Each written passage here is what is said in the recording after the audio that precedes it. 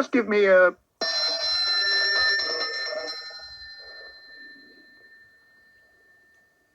And I'll be round before you can say, marmalade sandwich.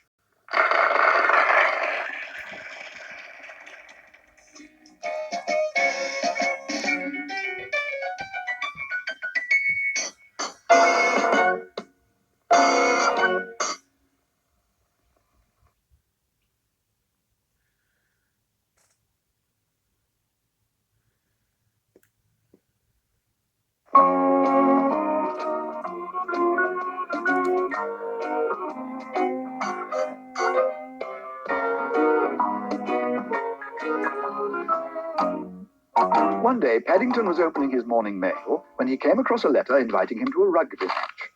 It seemed the Peruvian Reserves were playing a charity match against the Portobello Wanderers. "You can borrow one of my old rattles if you like," said Jonathan. "It had better work both ways," said Mrs. Bird. "Don't forget, Paddington's loyalties will be divided." "My loyalties are going to be divided?" exclaimed Paddington in alarm. "What do you mean?" "Well," said Judy, "you won't know which side to cheer on. Half of you will want the Portobello Wanderers to win, and the other half the Peruvian Reserves." Paddington considered the matter for a moment. "Perhaps," he announced, "I'll have 2 rattles, just to make sure." Paddington had never been to a rugby match before, and he was most excited as first one side seemed to be winning, and then the other. "It's what's known as a compromise, Mr. Brown," he explained. "Sounds like a ghastly noise to me," said Mr. Brown. But gradually, as things settled down, an air of gloom fell over the ground. It was a hard game, and first one and then another of the Peruvian side were carried off the field with injuries. Paddington grew more and more upset, and he gave the referee several hard stares through his opera glasses. "Oh dear," said Jonathan, "they don't stand a chance now." "Young Mr. Brown seems to be taking it very much to heart," said Mr. Gruber. "I think he's gone off for a bun." "No, he hasn't," exclaimed Judy. "Look." "Oh, Lord," said Mr. Brown. "Now what?" "Excuse me," said Paddington. "I've come to offer my services to the Peruvian Reserves." "I'm sorry," said the referee. "I can't allow that. It has to be someone from the country concerned." Paddington gave the man another hard stare. "Well, I come from darkest Peru," he said firmly, "and I'm very concerned." The referee seemed to go a funny colour.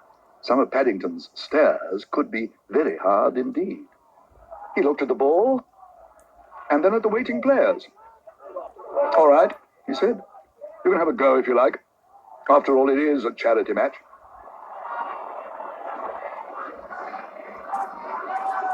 Paddington needed no second bidding.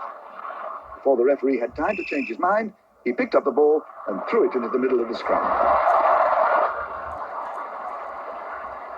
Then he stood back to await developments. "Thank you very much," he began, raising his hat politely. "Watch out!" cried Jonathan. "Too late," moaned Judy. Paddington sat up.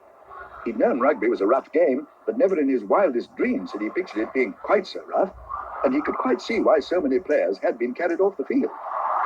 But before he had a chance to say help, let alone get up, the pounding of feet grew louder again. "Here you are!" shouted a voice. "Catch!" Paddington fell over backwards in alarm. "I don't want it, thank you very much," he cried. "Oh dear, I can't watch," exclaimed Judy, as Paddington scrambled to his feet and hurried off down the field as fast as his legs would carry him. "Don't worry," said Mr. Gruber. "He hasn't got the ball in him." "He jolly well has," cried Jonathan. "Look, he had it under his duffel coat all the time. No wonder the other players couldn't find it."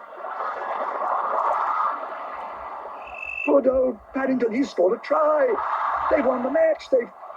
Crikey. What's up?" began Judy. "Oh, will someone please tell me what's going on?" said Mr. Brown. "Oh dear, Henry, look." "Excuse me," said Paddington. "I'd like you to meet someone. It's my Aunt Lucy. She's come all the way from the Home for Retired Bears in Lima with the Peruvian Reserves Supporters Club. And she'd like to stay for a while.